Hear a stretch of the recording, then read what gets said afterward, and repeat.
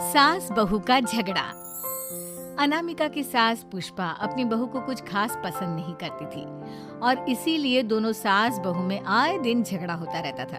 सास बहू के झगड़े के चक्कर में अनामिका के पति मोहित की जिंदगी मुश्किल में पड़ गई थी। बेचारा बार बार माँ और बीवी के झगड़े को सुलझाता ही रहता था, लेकिन दोनों समझने का नाम नहीं लेती थी।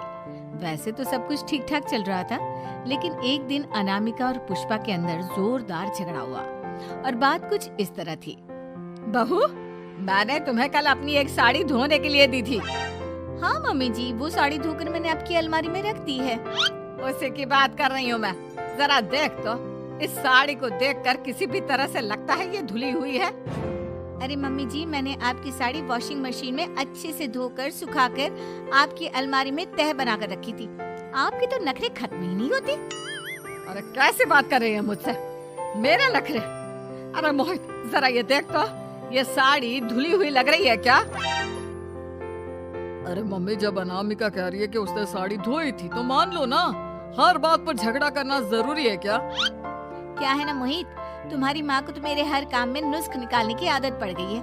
जब तक दो चार खरी खोटी सुना नहीं लेती ना, इनका दिन नहीं निकलता। अरे चुप कर, बहू होकर मुझे जवाब देती हो। एक तो गंदे कपड़े उठाकर अलमारी में रख दिए, ऊपर से कैंची की तरह कचर कचर बोली जा रही हो।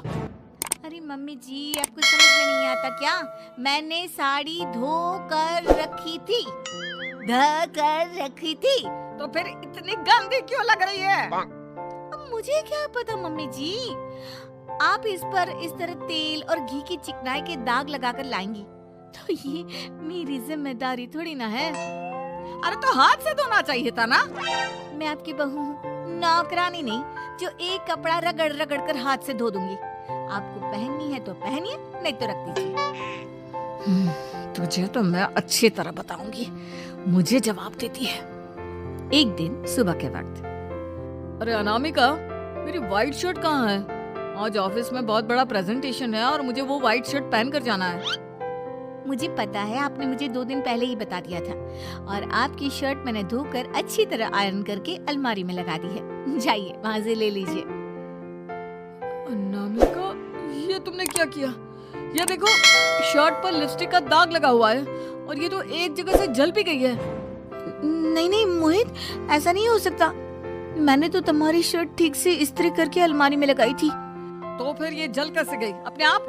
अलमारी में लटके लटके थोड़ी ना जल जाएगी। पर मोहित, मुझे अच्छी तरह याद है। देखो, अपनी गलती को छुपाने की कोशिश मत करो, और अगर शर्ट जल भी गई थी तो तुम्हें पहले बताना चाहिए था ना। मैं नई शर्ट लेकर आ जाता। अब ऐन वक्त पर शर्ट कहाँ से लेकर आऊं? मेरा इतना इम्पोर्टेंट प्रेजेंटेशन था, सब खराब हो जाएगा। अरे बेटा, क्यों परेशान होता है? ये देख, मैंने तेरे लिए पहले से ही एक नई व्हाइट शर्ट ला कर रखी है। लेकिन मम्मी, आप मेरे लिए व्हाइट शर्ट क्यों लेकर आई?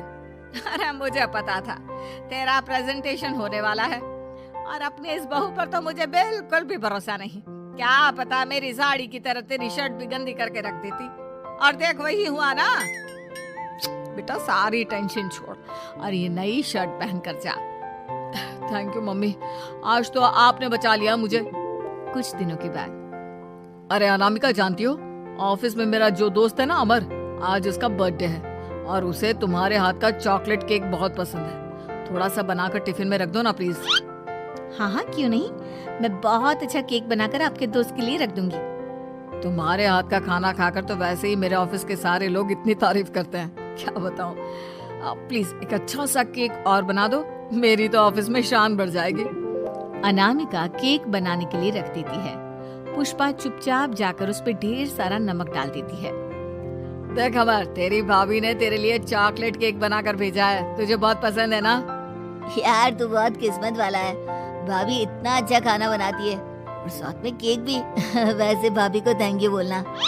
थैंक यू बाद में, पहले तो ये केक खा कर देख। बहुत मेहनत से बनाया है अनामिका ने। अरे यार, इस केक में तो बहुत सारा नमक है। लगता है भाभी ने शक्कर की जगह खूब सारा नमक डाल दिया है। अरे मोहित, तू तो अपनी बीवी की कुकिंग की बहुत तारीफ करता फिरता है। जरा पूछना अपनी बीवी से, केक में नमक कब से डलने लग गया। क्या यार, तुझे भी मेरा ही जन्मदिन मिला था बिगाड़ने के लिए। केक नहीं लाना था तो मत लाता, कम से कम मुझे इस तरह नमक वाला केक तो नहीं खिलाता। अरे नहीं यार, अनामिका ऐसा नहीं कर सकती, जरूर कुछ गड़बड़ हुई होगी।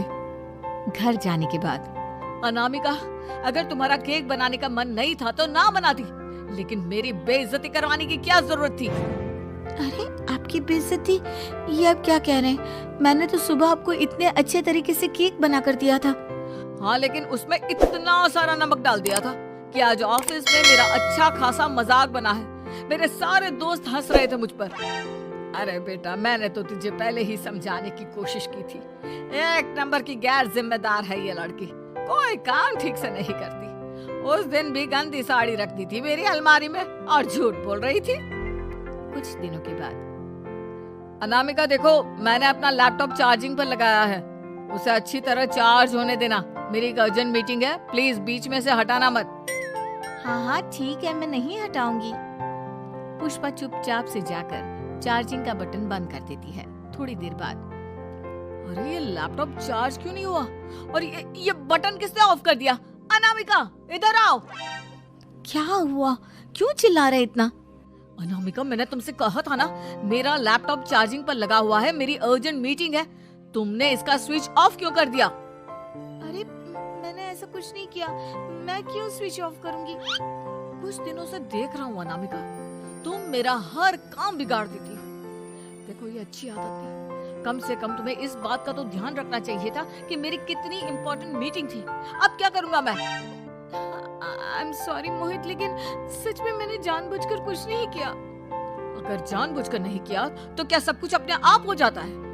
कभी मेरी शर्ट जल जाती है, कभी केक में नमक डल जाता है। आप मेरी बात क्यों नहीं सुनते? मैंने जानबूझकर कुछ नहीं किया। फिर से वही बात। अरे कितनी बार तुम्हें समझा चुका हूँ, इस तरह मेरा काम बार बार मत बिगाड़ा करो। तुम जानती हो मुझे कितनी प्रॉब्लम होती है। ऑफिस में तो पहले ही बेइज्जती करा चुकी हो, और अब ये मीटिंग, ये भी मेरे हाथ से निकल गई। अनामिका की समझ में कुछ नहीं आता कि आखिर उसके साथ ये सब क्या हो रहा था और क्यों हो रहा था। फिर कुछ दिनों के बाद मोहित अपने ऑफिस से कुछ फाइल लेकर घर आता है। अनामिका, ये कुछ फाइलें हैं, इन्हें संभाल कर रख दो, और प्लीज इस बार ध्यान से, कोई गड़बड़ी नहीं होनी चाहिए। नहीं मोहित, कोई गड़बड़ी नहीं होगी। मैं सारी फाइल्स अलमारी में लॉक करके रखूंगी और चाबी अपने पास रखूंगी। अनामिका, जरा अलमारी की चाबी तो देना। क्यों मम्मी जी, आपको क्या काम है? उसमें मोहित की जरूरी फाइल रखी है और मैं नहीं चाहती कि इस बार कोई भी गड़बड़ हो।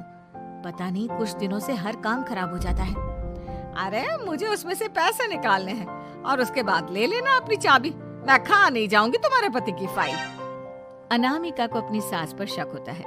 चाबी देने के बाद वो चुपचाप छुपकर अपनी सास की हरकत देखती है। ये फाइलें उठाकर डस्टबिन में डाल देती हूँ, फिर देखना कैसे मोहित इसकी खबर लेगा। इस बार तो छोड़ेगा नहीं इसे। वैसे भी पहले मैंने जो कुछ भी किया है उसकी वजह से अच्छी खासी डांट पड़ी है, मजा आ जाएगा। अच्छा तो ये बात है, सारा काम मम्मी जी बिगाड़ देती है, वो भी इसलिए क्योंकि मेरा उनसे झगड़ा हो गया है। सास के जाने के बाद अनामिका मोहित को बुलाकर लाती है। क्या हुआ अनामिका, क्या दिखाना है? ये देखिए, आपकी फाइल डस्टबिन में पड़ी हुई है। इसीलिए तो कहा था संभाल कर रखना, और तुमने उठाकर ये फाइल डस्टबिन में डाल दी। मैंने नहीं, तुम्हारी मम्मी ने डाली है, मुझसे बदला लेने के लिए, ताकि तुम मुझे डांटो। और अगर मैंने डाली होती तो मैं तुम्हें दिखाने के लिए बुलाकर तो नहीं लाती ना। सही कह रही हो, मैं अभी मम्मी से जाकर बात करता हूँ। थोड़ी देर बाद, मम्मी सच सच बताइए, मेरी फाइल अलमारी में से निकालकर डस्टबिन में आपने डाली थी ना? अरे अपनी माँ पर इल्जाम लगाता है, शर्म नहीं आती तुझे? मैं इल्जाम नहीं लगा रहा हूँ मम्मी, जो सच है वही पूछ रहा हूँ। अब जल्दी से बताइए आपने ऐसा क्यों किया? अरे तो क्या करती, तेरी बीवी मुझसे झगड़ा करती है, उल्टे सीधे जवाब देती है, मुझे उससे बदला लेना था। अरे मम्मी, लेकिन आप दोनों के झगड़े के चक्कर में मेरा कितना नुकसान हुआ है, ये कभी सोचा आपने? मम्मी जी, अगर आपका बदला पूरा हो गया हो तो आइंदा ऐसी कोई हरकत मत करना, क्योंकि अब आपकी सच्चाई हमारे सामने आ चुकी है। यह तो वक्त ही बताएगा मैं क्या करूंगी और क्या नहीं। मम्मी जी, कहा ना आप ऐसा कुछ नहीं करेंगी। अरे मेरी जो मर्जी आएगी वो मैं करूंगी। मेरा सर घूम रहा है। सास बहू के झगड़े में मेरी जिंदगी का तो कचरा हो गया है, कचरा।